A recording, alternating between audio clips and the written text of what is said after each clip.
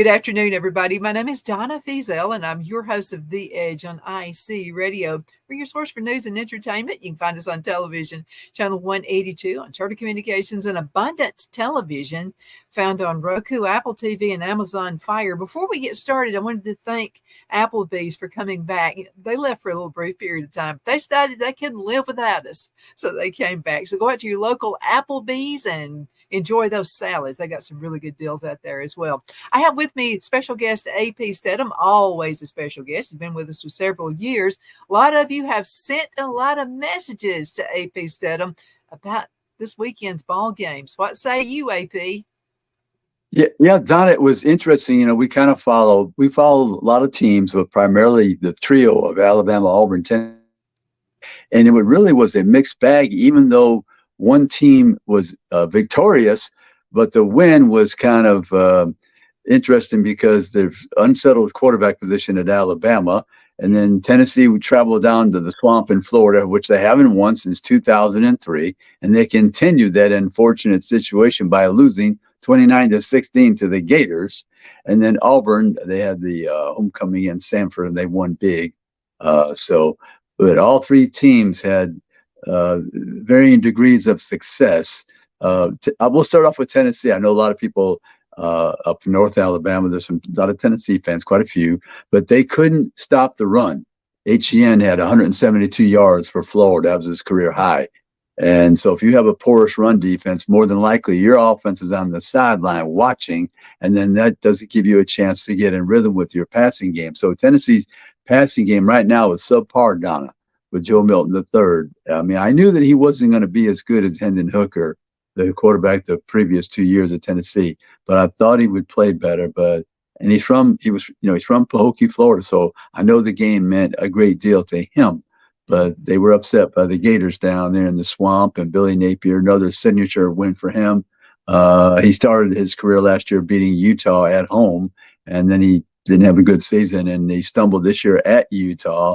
So a lot of people thought that Tennessee would win this game, even though it hadn't happened since 2003. But the Florida Gators prevailed. They had the big run game quarterback for them. Graham Mertz, the transfer from Wisconsin, played fine. He didn't have a lot of yards, about 160 or so. But Tennessee's offense sputtered, and that was good defense by Florida. And so the Volunteers, they have to regroup and get in rhythm with their passing game if they're going to be effective the rest of the season. They couldn't run the ball either, Don. They weren't successful in that area as well. So both passing and running on the offensive side, they didn't have a good night in those areas. Mm-hmm, absolutely. Yeah, they seemed a little tired to me. But most of the response has been, I thought they were going to really don't give up on your team yet. That's all I can say, because we're still early in the season. Yeah. A lot of things can happen. A lot of football to be played, of course. Yeah, there's 9 games. Most teams have 9 games remaining. So, and that was the first game Tennessee, they played in a conference game. So it's just starting in the conference. So yeah, you can't give up after one game. Yeah, you have to be a better fan than retreating after one game, Donna. Yeah. Stop it, guys. Just stop it. Okay, now the trio you just talked about. I know one lost 2-1. So, but who actually played the best game of the three? Well, right. Auburn, Sanford doesn't have the roster that Auburn does, an SEC type of roster. So they had a big score, and the quarterback had 100 yards rushing and 200 yards throwing. That hasn't happened in a while. Those are big numbers from the quarterback position. Peyton Thorne, the transfer from Michigan State for Auburn. So that was good that he got rhythm with his passing game, and he's healthier now, Don, and he can run. He's fairly effective as a runner. Last year, I guess he was hurt. He couldn't show that skill. But so Auburn, they're trying to get better with their offense, especially in their passing game, because they're going to need it down the road as they face these tougher teams that stop the run. So Auburn won their homecoming game against Sanford. That score, let me see if I got the score down. It's 45-13. Yeah, 45-13. So yeah, Auburn played better, but they were playing a lesser opponent. Let's say, nothing against Sanford, but they're just not as good. Alabama, on the other hand, they stumbled and won the game 17-3. South Florida was, they had the rabid fans there. It was pretty loud in the stadium, about 60,000 people. I was covering that game, and they just have trouble at that quarterback position right now. Donna, they went with Tyler Buckner started the game, the transfer from Notre Dame, and then he was benched when there was a turnover, and they brought in Ty Simpson, the third-string quarterback. So he did a little bit better, had a nice pass down the field to the tight end, the transfer from Maryland, number 81. And Alabama's defense played well. They had a 100-yard runner, but their passing game, Donna, I've never seen them look this bad throwing the football. Just didn't have any rhythm at all. And rhythm that's passing rhythm. It's like dancing. If you're out of step, Donna, yeah, you're doing the steps, but it doesn't look good. That's right. Same with the passing. You might complete a pass. So let's talk right, about yeah. just a little bit more about Alabama, because I was concerned because that first quarter and the second quarter as well, I didn't know what in the world was going to happen. So how did they finally come through? What happened? They had a turnover, Donna. So that gave them the ball close to the goal line. They were able to score. I think that was a fumble. I believe that was a fumble by the South Florida team. And then they had a drive, and I think it was 3-3 at halftime. So everybody was amazed that South Florida was staying even with Alabama. They were outplaying them, actually. More enthusiasm, and it was a big home game for them to have a SEC team visit Tampa and Raymond James Stadium. So, but and South Florida's defense pressured the quarterback. Down to 6 sacks by University of South Florida. That cannot happen in future games if Alabama is going to be successful against these SEC teams. Their quarterback's going to get beat up, Donna. Won't survive the game. He'll probably get hurt. So the offensive line, quarterback, a lot to be desired from those two positions for Alabama. Mm-hmm. What did that do to Alabama in the polls? Yeah, they're about number 12. They dropped a couple. I think they're about 12 or so, 12 or 13, some of the polls. Mm-hmm. So the polls is the least of the worries right now for Alabama, Donna. Yes. They have to write this offensive line and find somebody who can play quarterback. It's been announced that Jalen Milroe, who did not play in the game, he was the starter of the first couple of ball games. He will be the starter this week against Ole Miss. And Ole Miss, we know, can score a lot of points with Lane Kiffin and company. He's a good play caller, has a talented quarterback, Jackson Dart, the transfer from USC. This is his second season under Lane Kiffin's system at Ole Miss.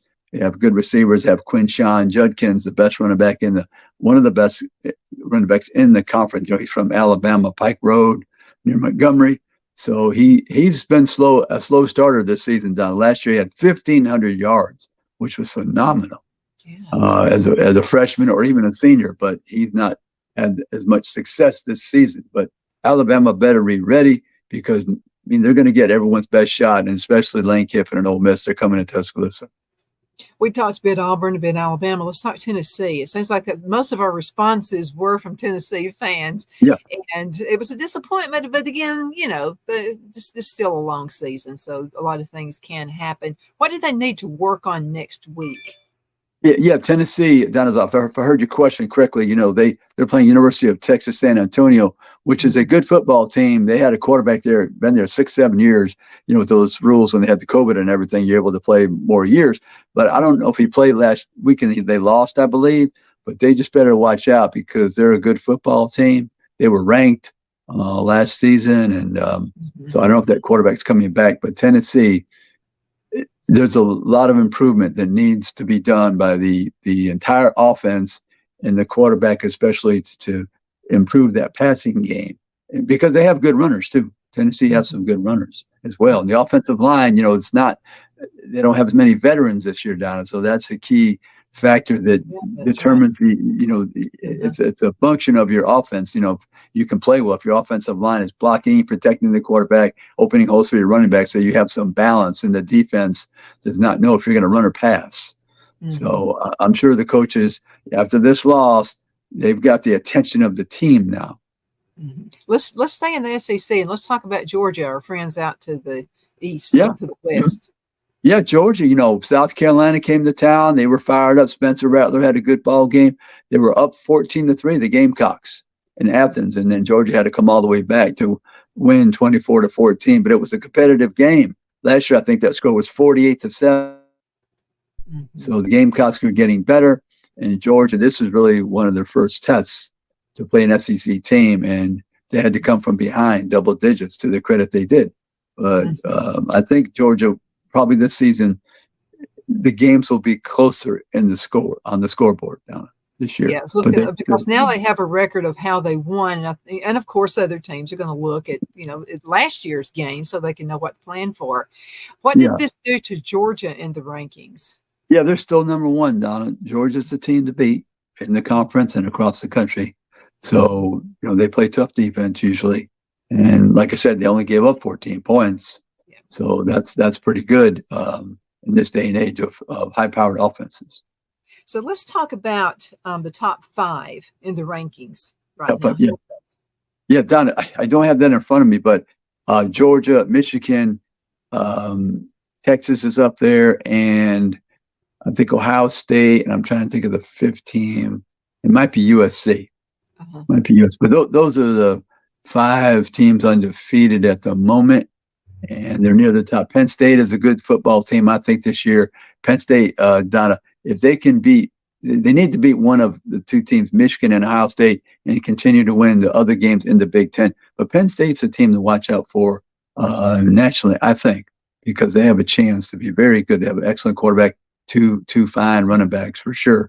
But in the SEC, LSU made a good comeback, beating Mississippi State in Starkville 41-14, put up 40 points. That was impressive against that defense.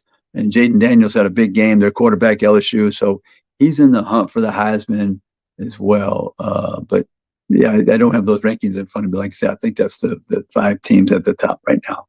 Yeah, it's no problem. Let's go into a commercial break. We're going to be right back in just a few minutes. Everybody hang in there.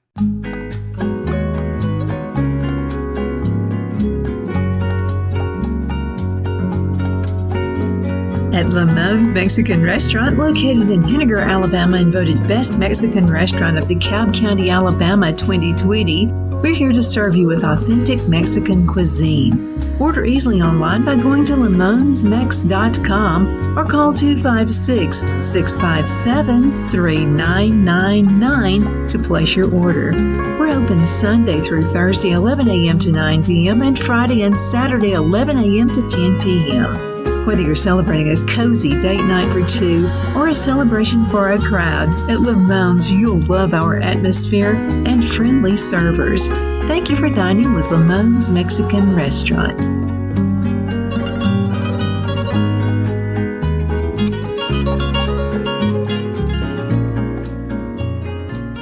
At Liberty Bank, we're all about community, whether it's to help with a charity fundraiser or help families in need. Toys at Christmas or a local football team, we're here for you. You see, we realize the importance of family. Sometimes it's to build a new home or necessary home repairs. We're here for you.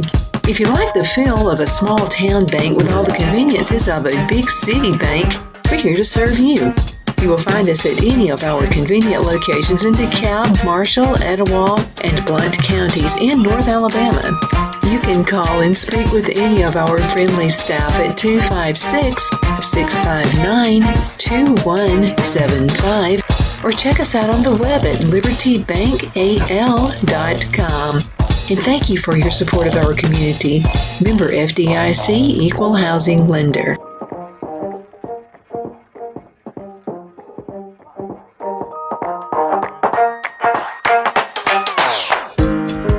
Jeff McCurdy of the McCurdy Law Firm has been a public service of this area for over 10 years. McCurdy, a member of the Henniger City Council, serves as prosecutor for the town of Sylvania and was named public defender for the city of Rainsville.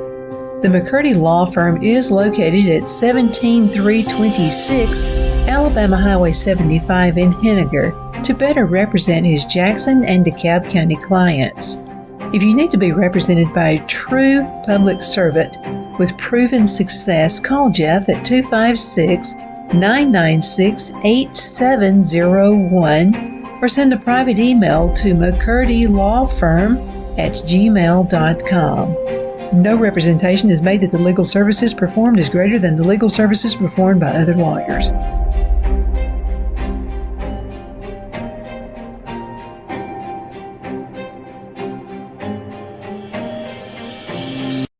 Wow, it's so soft and smooth. It's cool to the touch. How did you do that?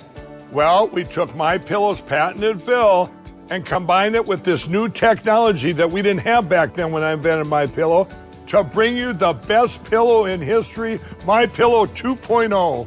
Because of all of you, MyPillow 2.0 has been a huge success. And now we're bringing you our best-selling Go Anywhere MyPillows with the same temperature-regulating technology.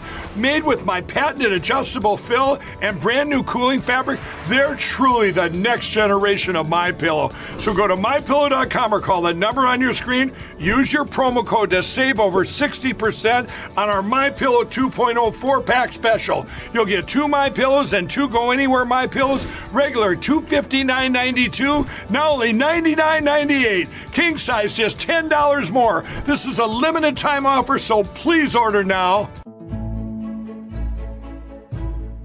The Hatter Cafe and Country Inn is nestled in the northeast corner of Alabama the Beautiful in the delightful town of Mentone. We're located on top of scenic Lookout Mountain near Little River and DeSoto State Park and located only 5 minutes from shopping and restaurants. There is also a nearby community walking path and golf course. We welcome everyone through the doors and we are committed to outstanding service for all guests.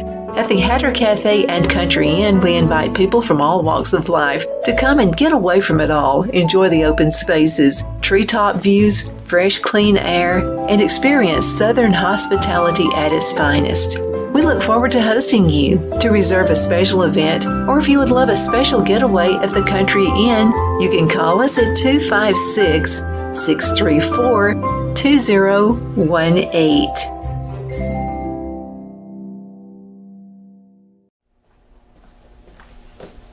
Are you ready?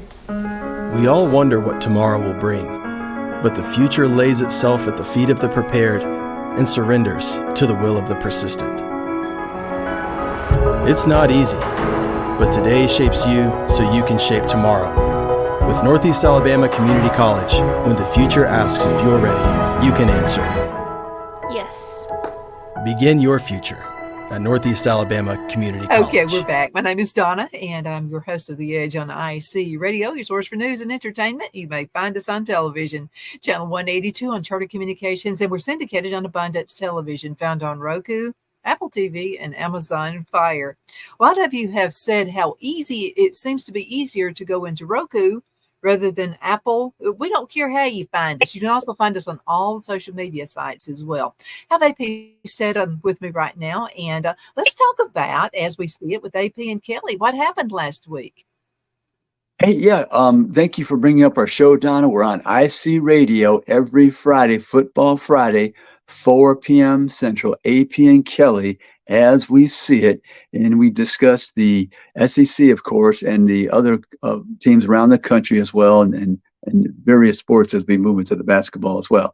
But yeah, we have fun on the show, Donna, different guests. And last week I had a Richard Johnson, and he's a writer for Sports Illustrated covering the college football national scene. So we had that conversation. This week we're going to have Max Starks, and Max was a big offensive lineman, 6'8", played for the University of Florida, and he's going to be actually at the game down to the Arkansas at LSU. So we're going to discuss that game plus other teams in the SEC. So yeah, I look forward to that interview. AP and Kelly, as we see it every Football Friday on IC Radio at 4 p.m. And then we're also on the Spotify and other platforms and around the we're heard in 5 states: Alabama, Florida, Georgia, Tennessee, Mississippi. So yeah, we really enjoy the show, and thank you so much for having us on IC Radio every Friday, 4 p.m. Central. Got a lot of fans who watch you out there too. Okay, so let's get outside of the SEC conference and let's talk about some of the other teams that are out there. Who are you really looking at? Who are your eyes on? Well, I think this game is kind of big for Lane Kiffin down at Ole Miss. I mean, because I think he needs to beat somebody substantial like Alabama, even though Alabama's not as good as they've been in the past. But to go on the road into Tuscaloosa and win that game, that would be big for his program, I think, because he's won games at Ole Miss, but I think he needs to beat like an Alabama or a Georgia or a Tennessee or LSU, something like that, the top teams in the conference. So I think that's big. I think Kentucky's the team you want to watch down the road. They have Devin Leary. They had some warm-up games here now, so they're going to be getting into the schedule. I'm trying to look at their schedule right off. Yeah, they're going to be playing Vanderbilt in Nashville. And Nashville, is a popular place for those Kentucky people. They just come south to fill up the stands there in Nashville. But Vanderbilt had a disappointing loss, I would say, against UNLV out in Las Vegas, 40-37. Usually Vanderbilt, they can win those types of games, and they need to reach 6 to become bowl eligible. So that was disappointing for them. I would say also Missouri. Let's bring up Missouri down. A 61-yard record-setting field goal to beat Kansas State. Kansas State's a ranked team. They were probably around between 10 and 12, something like that. They played in the Sugar Bowl last year, the Big 12 champion. And they're bitter rivals from the Big 12 when they were in the Big 12. Missouri and Kansas State, they're bordering states.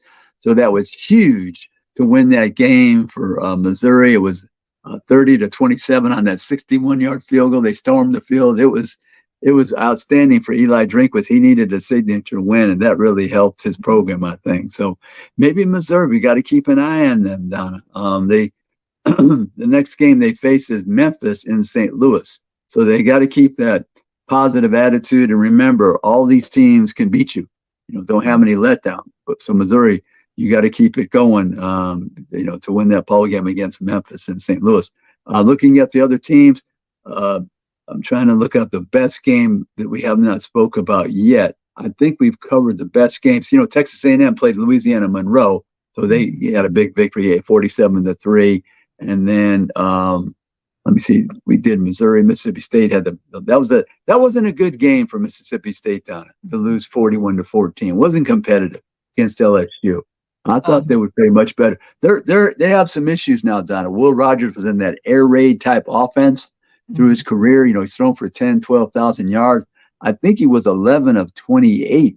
So he's not in a groove in this new system with the quarterback who would play. I mean, the coach who replaced Mike Leach, Zach Arnett. So Mississippi State, they've got some ironing out of that offense. They actually traveled to South Carolina to take on the Gamecocks in Columbia. So, so that's, I don't know what's going to happen there. It's funny because two schools, Donna, in the SEC, both their town is Columbia, right? Columbia, South Carolina, Columbia, Missouri.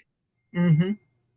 So that's kind of interesting, But but that's a big game for South Carolina and Mississippi State, but they're both coming off losses. South Carolina's playing a little bit better right now. But Auburn goes to Texas A&M. That's going to be a tough game for them.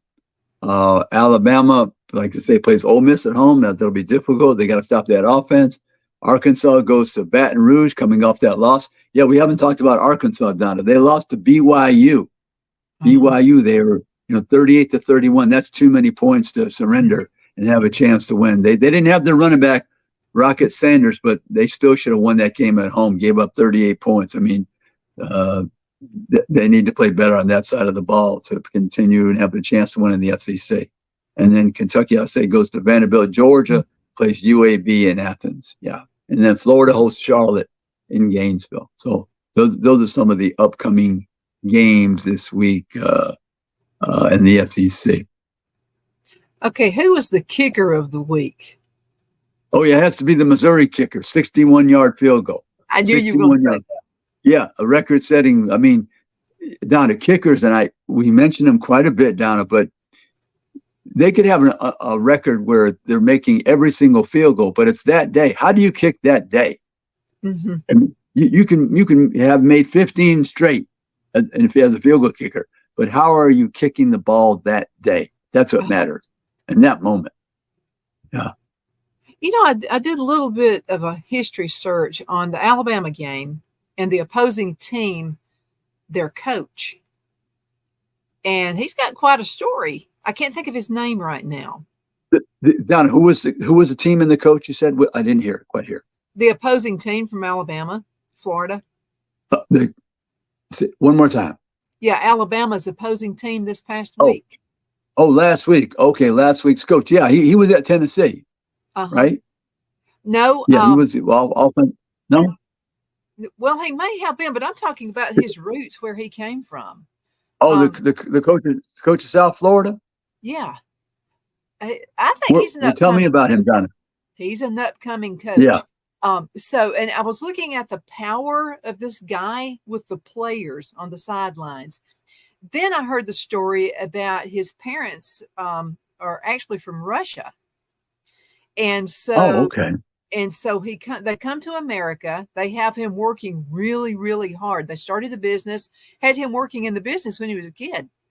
And Right. so this guy is one ambitious, hardworking guy. And Yeah. so he's not a hard guy on the field to his players, but they really respect him. Almost makes me think of a younger coach, Paul Bear Bryant.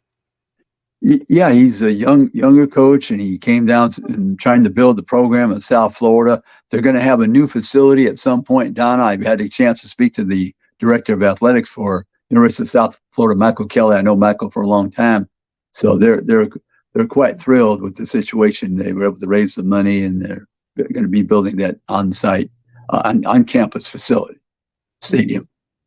Yeah, it's just his demeanor I thought was very professional, caring. I think he's a very caring coach. And then I know it just kind of stuck out with me. I just thought, I didn't think they were going to win. They came really close, though. They did. Oh, his teams played exceptionally hard, I thought. Mm-hmm. Yeah, exceptionally hard, and they made some mistakes here and there, but I like the way their enthusiasm and the way they tackled, and when you have 6 sacks against Alabama, somebody's playing hard and coaching hard, and you're getting some good players. Yeah, absolutely. So who are you going to be looking at next week? We got about 2 minutes left in this segment. Yeah. Don, I'm going to be covering that Arkansas LSU. And I look for LSU to continue their winning ways, I believe. I don't think they'll have a letdown. They're going to be at home. I'm looking at that Alabama game versus Ole Miss. Will they have enough offense, not only in this game, but throughout the season, Donna? Because normally Alabama's scoring in the last 10 years, between 35 and 48 points they're averaging. I don't know about this team offensively. I'm not sure they're going to average 35 points over the course of the season. So that's a big game for them. I think Texas A&M and Auburn, that's huge for both schools, because Hugh Freeze, it's his first year trying to establish the program. Jimbo Fisher's been there a while, huge contract. We know the number, $75 million. I think it's actually more, when they extended it. So Auburn has a chance to go in there, play fast and loose, and upset the Aggies. But the Aggies' offense is playing much better under Bobby Petrino. But defensively, that's a question mark. So Auburn will have a chance, but they have to have good quarterback play and ball security and no turnovers. And so, but those are some of the games that I think I'll be keeping my eye on. So which team of the ones you just mentioned, which team has the most to lose if they lose? You know what I'm saying? Right. Yes. I would say, LSU, they wouldn't want to lose to Arkansas. Arkansas lost to BYU 38-31, and LSU already has a loss to Florida State. So that would be huge if they lost. Yeah. At home. AP, we're going to have to call it a day. Just talk a little bit more about AP and Kelly as we see it and how folks can find you. Yeah, 4 p.m. on IC Radio every Football Friday. And you can also find us on Spotify and some of those other applications.